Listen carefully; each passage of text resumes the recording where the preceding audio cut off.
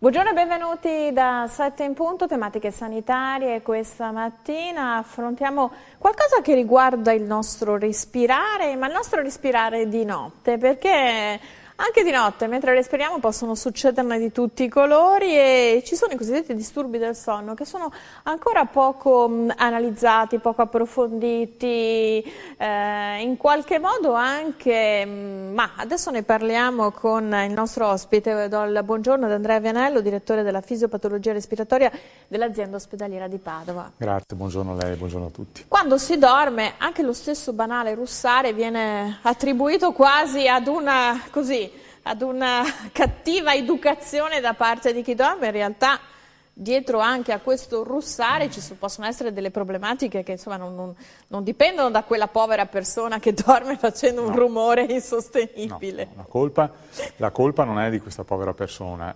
D'altra parte però, sì, il russare, che per tanto tempo è stato banalizzato a semplice fastidio, in realtà in un 30% circa dei russatori si associa a problemi respiratori anche rilevanti, per cui il russare non raramente deve essere letto come un sintomo che implica la necessità di fare degli approfondimenti diagnostici. Per cui, ecco, ripeto, sì, il russare non deve essere lasciato a se stesso, ma deve essere inquadrato all'interno di un possibile problema respiratorio. Quando, con che frequenza, che tipologia, una persona che russa, che poi magari ovviamente non si sente, quindi magari chi gli è intorno, è il momento di fare una visita? C'è una grande distinzione, la grande distinzione è tra chi russa e basta e chi russa e ha apnee. Allora, il russamento di per sé da solo potrebbe non essere un problema, anche se è stato visto che si associa con frequenza a ipertensione, cioè i russatori tendono ad avere la pressione alta più di quanto non sia la popolazione generale. Ma il russamento da solo potrebbe anche non rappresentare un problema. Il fatto è che, come dicevo prima, all'incirca il 30% dei russatori vanno incontro al fenomeno della apnea nel sonno. Allora, quando è che ci si deve preoccupare? In una situazione molto tipica per chi segue questi problemi, e cioè quando chi russa a un certo punto sembra come interrompere il russamento, sospendere la respirazione per qualche secondo, per poi ripartire rumorosamente. Questo è il segno tipico del fatto che il russamento si associa ad un'apnea, cioè ad una interruzione del respiro, e come tale è l'indicazione di un problema che richiede di essere approfondito. Vorrei fare 2 aggiunte rapidissime. La prima è che non si pensi a qualche cosa di straordinariamente raro, perché il problema delle apnee nel sonno colpisce, secondo diverse indagini, dal 4 fino all'8% della popolazione generale, è uno dei disturbi respiratori più comuni e più diffusi. Ha una percentuale in un'età specifica? Allora, colpisce più i maschi che le femmine, e diciamo l'età più comune è intorno ai 50-60 anni. Ecco. La seconda considerazione che voglio fare è che, per aver visto nel corso del tempo, io come anche altri specialisti, tantissimi di questi pazienti, nella gran parte dei casi il problema non è segnalato dal paziente, ma è segnalato dal partner. Cioè è difficile che ovviamente chi soffre di questo problema se ne renda conto e venga a farsi visitare. 9 volte su 10 è chi dorme con questa persona che dice: mio marito o mia moglie di notte dorme male, russa, respira male, ogni tanto si sveglia, e questo è il punto di partenza poi per approfondire le cose. Una volta che uno appunto viene nei vostri ambulatori, cosa può comportare un'apnea notturna? Quali sono i rischi? Perché bisogna farsi vedere e come si può curare? Allora, potrei partire dalla fine dicendo questo, che il problema di cui stiamo parlando è un problema che è emerso, diciamo, all'incirca 20-25 anni fa, e che è stato oggetto di un grandissimo numero di studi nel corso degli ultimi 20 anni. Per cui, per rispondere alla sua domanda, questo tipo di disturbo ha una serie numerosissima di riflessi e di complicazioni. Ma partirei dalla fine. Tanto per farci stare tranquilli. Sì, è così, è così. Ma per sintetizzarli basta dire questo: se le persone intorno ai 50-60 anni di età che abbiano questo tipo di problema, con evidenza hanno un'aspettativa di vita inferiore, significativamente inferiore rispetto a quella della popolazione normale. Questo che cosa è dovuto? È dovuto al fatto che questi problemi respiratori notturni si associano ad una serie di complicazioni, soprattutto di tipo cardiovascolare e di tipo, diciamo, cerebrovascolare. Inoltre, ci sono tantissime conseguenze, ma una delle più eclatanti, che influisce anche sull'aspettativa di vita, oltre a quella cardiovascolare e cerebrovascolare, è il rischio di incidenti stradali. Cioè c'è ormai da anni una corposa letteratura scientifica che dimostra che questi pazienti hanno un elevato rischio di incidenti stradali in ragione del fatto che respirando e quindi dormendo male la notte hanno sonnolenza di giorno e alla guida rischiano incidenti. Ma questo è un dato ormai così chiaro che in tempi recentissimi, prima la Comunità Europea e adesso anche l'Italia, e di conseguenza l'Italia, hanno adottato delle norme che prevedono che in fase di rilascio di rinnovo della patente al candidato il candidato venga sottoposto ad un questionario che è mirato a avanzare l'ipotesi che lui possa avere dei problemi respiratori notturni, cioè in particolare possa avere questo problema dell'apnea del sonno. Ma per quanto riguarda questa sonnolenza alla guida, il paziente che avesse queste apnee notturne si sente che ha sonno o non lo avverte? Cioè, oppure... si sente, se ne accorge, sì, ma come al solito o quindi si mette alla guida tardi, perché è un po'... non è che, voglio dire, non è che tempo. l'apnea notturna comporta improvvisamente in uno stato di freschezza mentale il colpo di sonno improvviso. Guardi, È come uno che se sta sveglio tutta la notte sa che l'indomani deve dormire perché non è riposato. Ecco, in questo quindi certo. c'è una lucida consapevolezza. C'è una sonnolenza cronica, non è una sonnolenza che insorge in quel momento. Le faccio un esempio. Io per anni mi sono occupato di questo problema e le persone che vedevo per questo problema, mentre aspettavano la visita, si addormentavano in corridoio del reparto, dell'ospedale, degli ambulatori. Questo per sottolineare come sia un problema che soprattutto nelle fasi avanzate è evidente, conclamato. In più, in passato, adesso meno, siccome il problema era poco conosciuto e le persone riferivano che dormivano male la notte, la risposta del medico era dare degli ipnoinducenti, dei sedativi che aggravano il problema e che aggravavano il problema. Adesso c'è ancora un po' questa tendenza, ma è molto diminuita.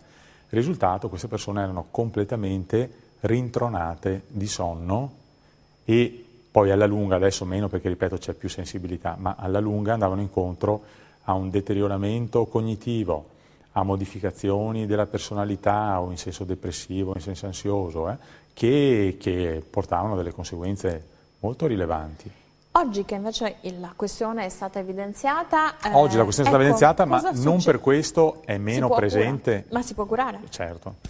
Allora, certo, semplicemente essendo stata evidenziata ed essendoci maggiore attenzione, un medico di fronte a determinati sintomi è più attento, un medico curante, è più attento a inviare magari il paziente ad una valutazione specialistica. Che cosa si può fare? C'è un esame che è il cosiddetto gold standard diagnostico, che si chiama polisonnografia, cioè una registrazione durante il sonno di una serie di parametri. Nel corso degli anni questo esame è stato semplificato e adesso sono soprattutto parametri cardiorespiratori che consentono, registrato, scaricato il giorno dopo, che consentono di vedere se una persona ha apnee, cioè come una persona respira, se ha apnee, che durata hanno queste apnee, la sua ossigenazione di conseguenza come va, la frequenza cardiaca come si comporta in conseguenza di questo, viene applicato un microfono per cui sei un russatore, non russatore, e alla fine di questa indagine, diciamo nella gran parte dei casi si arriva, gran parte dei casi perché gli inconvenienti tecnici sono pochi, si arriva ad una diagnosi di apnea nel sonno. Questo esame nel corso del tempo è stato molto semplificato e in più da anni ormai viene fatto in regime ambulatoriale, o meglio dire domiciliare. E cioè viene, monta c'è un apparecchio sì, e vado a casa casa come sua, l'Holter. molto simile, un po' più complicato dell'Holter. Quindi io insomma, vengo, mi faccio mettere l'apparecchiatura, mi trasformo in Robocop. Esatto, Vado. o in terrorista con... Beh, meglio con Robocop. ecco. Vado a casa, mi addormento e la mattina ritorno in ambulatorio. La mattina o lei ritorna o affida a qualcuno, perché l'apparecchio è anche abbastanza semplice da smontare, di portare questo apparecchio che naturalmente ha un registratore. Prego. Scusi, l'analisi di una situazione notturna qualsiasi può essere Bene, esemplificativa? questa è una delle domande più tipiche che vengono fatte. Diciamo che se una persona ha dei problemi di un certo rilievo, è impossibile che una notte non li abbia per niente. Magari si rischierà di cogliere la notte in cui questi fenomeni sono un po' meno marcati o un po' meno frequenti, ma è impossibile che una persona che ha delle apnee del sonno, quella notte la passi liscia senza andare incontro a nessuno di questi eventi. Per essere precisi, diciamo che la sensibilità di questo esame, per essere precisi, è intorno all'85-90%. Mi sembra buona. Cioè, può esserci un caso su 10 in cui sfugge. Mi pare un ottimo... ma sfugge soprattutto per una ragione, perché a fronte di avere un apparecchio addosso, eccetera, quella persona ha dormito meno. Cioè, non perché non abbia avuto quegli eventi, ma perché non ha dormito come al solito. E questi eventi si manifestano solo mentre si dorme? Questi eventi si manifestano solo mentre si dorme, ma se molto spinti e presenti da molto tempo, alla fine conducono ad un'insufficienza respiratoria, nei casi più gravi si intende, conducono ad un'insufficienza respiratoria stabile anche diurna, per essere precisi. Questi eventi prima compaiono solo in alcune fasi del sonno, che si chiamano REM, cioè sono alcuni periodi del sonno in cui diciamo, alcuni meccanismi di controllo vengono meno. E sono profondo? Chiamiamolo così, sì, diciamo è una fase del sonno in cui diciamo irregolare, in cui vengono meno quei meccanismi di controllo che normalmente regolano il cuore, il respiro, eccetera. Allora, prima in queste fasi qui, che sono 4-5 nel corso della notte, più frequenti verso il mattino. Da lì questi fenomeni si estendono a tutto il corso della notte, se non si fa niente naturalmente. Se non si prendono provvedimenti,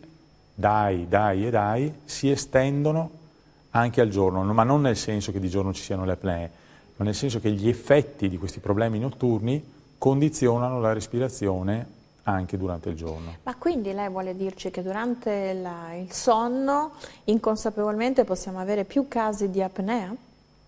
Più casi di apnea? Certo.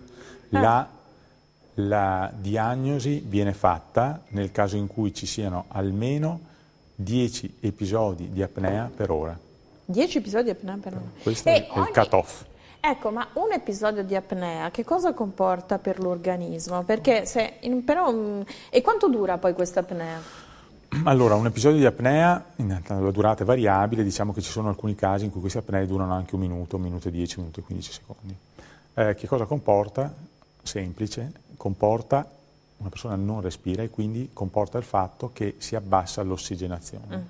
Questo ha come conseguenza il fatto che tutti gli organi ne possono risentire e di conseguenza gli effetti sono degli effetti multiviscerali, cioè riguardano il cuore, il cervello, a lungo andare il rene, riguardano sostanzialmente qualsiasi organo e, per essere precisi, sono dovuti a 2 cause gli effetti, e cioè il primo è l'abbassamento dell'ossigenazione, la seconda causa è che l'apnea determina come conseguenza una reazione di risveglio.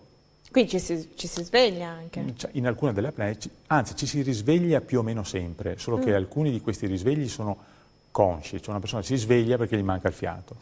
Altri... È una sensazione di morte improvvisa, da cui si sta scampata a morte forse. Sì. Beh, certo. Altre persone non si svegliano, ma per esempio sognano di annegare, sognano di soffocare, questa è una cosa abbastanza comune. O ancora altre persone non riportano il sintomo, ma dal punto di vista... La percezione di aver avuto tipo uno stop nel sonno? Alcuni lo riportano, altri no, ma se si registra l'elettroencefalogramma di queste persone si vede che la profondità del loro sonno comunque si riduce, queste persone si superficializzano, per cui l'effetto finale è che comunque, ripeto, queste persone, non dormono bene e le reazioni di risveglio che hanno, eravamo a questo punto, per superare l'apnea, si accompagnano di solito a delle crisi ipertensive, cioè di pressione alta, che a loro volta, insieme all'abbassamento dell'ossigenazione, provocano tutta una serie di rischi e di effetti.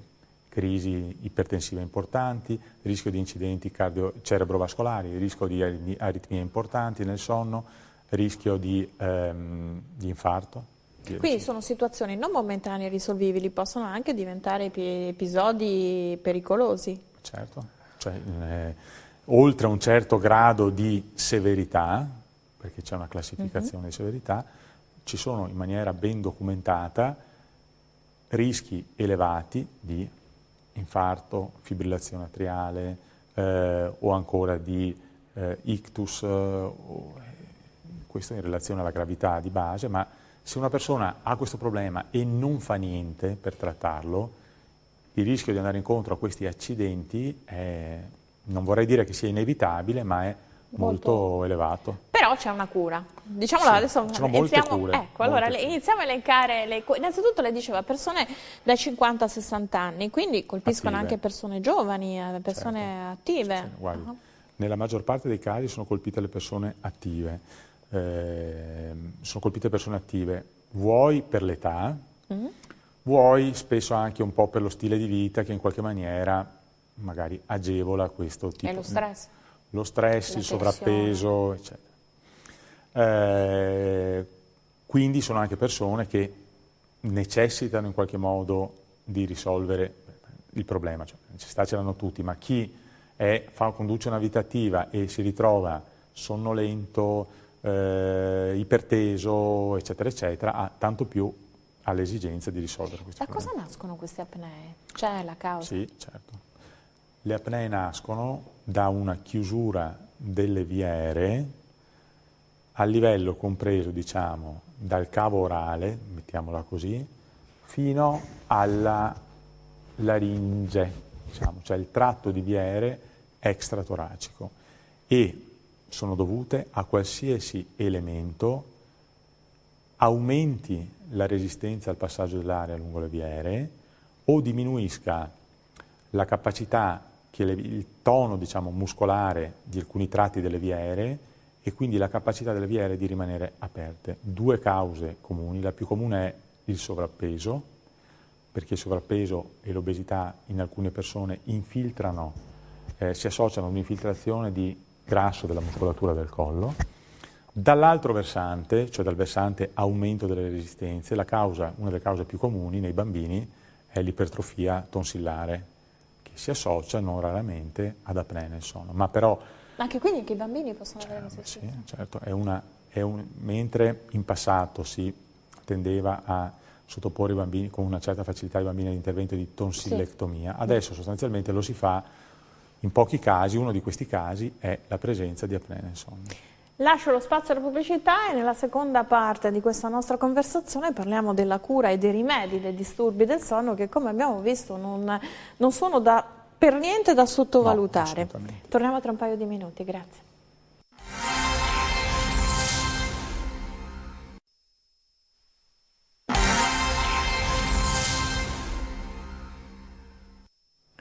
Siamo tornati in studio con noi Andrea Vianello, direttore della fisiopatologia respiratoria dell'azienda ospedaliera di Padova. Stavamo affrontando i disturbi del sonno che vengono un po' sottovalutati, invece bisogna prenderli molto in considerazione perché possono avere dei riflessi a lungo andare su tutto il nostro organismo. Del resto si sa, no? Quando non viene ossigenato un organo, le conseguenze. Che cosa si può fare? Allora, una volta che si è fatta la polisonnografia, uno vede il livello e la tipologia del proprio sonno e quindi come si interviene? Qual è la casistica? Sì, si interviene diversamente a seconda della gravità dei disturbi e diciamo che ci siano sostanzialmente 3 livelli di intervento,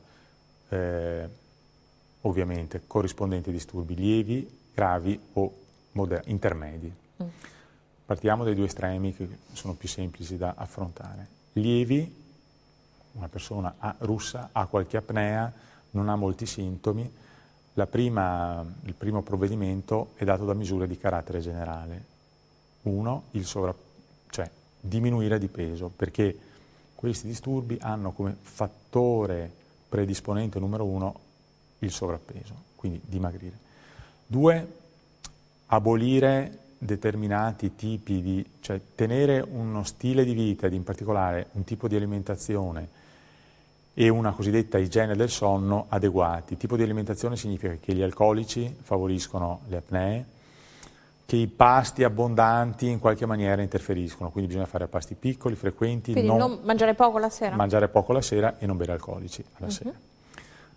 Stile di igiene del sonno significa cercare di tenere, diciamo così, degli orari, possibilmente degli orari di sonno, dei tempi di sonno, un'alternanza sonno-veglia abbastanza regolari. Questo significa andare a dormire alla stessa ora o comunque dormire un tot ore? Questo significa, direi di più, andare a dormire alla stessa ora e significa anche e soprattutto possibilmente andarci dopo magari nell'arco della giornata aver fatto un minimo di movimento, cioè, insomma un complesso di abitudini, niente di straordinario, ma così igienicamente appropriato. Quante ore minime un essere umano deve dormire? Perché poi ci sono, no, gli Iron Man o gli Iron Woman Guardi, non le so rispondere perché non lo so. In realtà quello che so è che c'è una variabilità enorme e quello che so ancora, di necessità tra persona e persona, quello che so ancora è che sono stati fatti, gli studi che sono stati fatti documentano che mediamente dopo 48 ore di non sonno, di insonnia, cioè di sveglia continua, la maggior parte delle persone crolla. Ecco, però non le so rispondere, ma credo che non c'è un standard però di minimo 6-8 ore per notte, penso che sia per parlare di igiene del sonno. Beh, non vorrei offendere nessuno citando un noto proverbio che dice 7 per il corpo, 8 per il porco, e si riferisce, nel senso non mi riferisco. No, perché prima lei diceva... Cioè, 8 ore sono tante. Ah, sono tante? 7 quindi? Sì, cioè, mi sembrano tante. 8 ore. Beh, e queste persone che hanno l'apnea, magari si svegliano e... È giusto, adesso faccio un esempio, che magari si svegliano con un po' di sonnolenza, che se possono... Dormano. Sbagliato. Cioè, sbagliato perché vanno a dormire e si ripropone il problema. Quindi non è il sonno... Non è la mancanza di sonno che... È la mancanza di sonno, ma che non si riesce a recuperare dormendo, perché si dorme e si aggrava il problema. Bisogna dormire bene per essere riposati. Quindi si va con la farmacoterapia? Come funziona? No. Si va con 2-3 ordini di misure. Se è poco, via. Se è tanto, esiste. E se è tanto, se il disturbo è severo, se ci sono delle conseguenze importanti, cioè se deve essere necessariamente corretto, c'è un unico tipo di terapia efficace. Questo tipo di terapia si chiama, se vogliamo dire solo la sigla, CPAP, che vuol dire pressione positiva continua nelle vie aeree. Che cosa significa? Applicare durante la notte una mascherina collegata ad un apparecchietto che chiamiamo ventilatore, anche se non è... La maschera l'ossigeno praticamente. Non è ossigeno, è aria, che soffia dentro aria, tiene le vie aeree aperte, impedisce l'apnea e di conseguenza interrompe tutto il circolo vizioso che è scatenato dall'apnea. Quindi è una terapia meccanica, se vogliamo. Certo, quante persone ci sono in Veneto che fanno questa terapia? Nessuno, credo. Parecchie migliaia. Ah sì? Certo. E quante ne avrebbero bisogno? Quanti ne vediamo noi? Noi ogni notte da anni facciamo 3 polisonografie ai pazienti. Diciamo che a grandi linee 1 su 4 di questi pazienti poi va incontro al trattamento con CPAP. Per cui ci sono tantissime persone in giro che usano questi apparecchi ormai da anni. E questi apparecchi facilitano il sonno? Cioè perché io adesso Questi penso al certo. bruxismo dei denti, no? Sì, che sì, i dentisti, sì. poi uno se lo fa, se lo mette una notte, poi... L'apparecchio ortodontico? Sì, esatto. Bene, l'apparecchio ortodontico rientra tra le possibili soluzioni di livello intermedio, cioè... E che uno, però mi scusi, uno che già ha l'apnea e si sente soffocare, si mette anche questo apparecchio e dice sì, mi sento soffocare e mi ingoio l'apparecchio, perché no, invece no, funziona da barriera. No, l'apparecchio funziona, gli apparecchi ortodontici che si usano per questo problema. Sì, chi digrigna i denti, no, se non sbaglio. Sì, anche, ma qui vengono fatti in maniera, l'effetto di questi apparecchi rispetto a questo problema è quello di fare un pochino avanzare, quando si applicano di notte, la mandibola, in modo tale da allargare le vie aeree e ridurre il problema dell'apnea. Naturalmente questo è una soluzione, noi abbiamo anche pubblicato dei lavori su questo, è una soluzione che non è risolutiva per i casi più gravi, però viene applicata sui casi intermedi oppure in seconda battuta su quei casi gravi che non tollerano la CPAP. Esatto. Quanti non tollerano la CPAP? Se i pazienti sintomatici, pochi non la tollerano. Perché? Quanti non la vogliono per così? Quanti non la vogliono? E poi si adattano? Allora, quanti non la vogliono? 1 su 5 tra quelli che hanno bisogno. Quanti la vogliono, la provano ad usare gli altri 4? Su quanti di questi non funziona, non viene tollerata?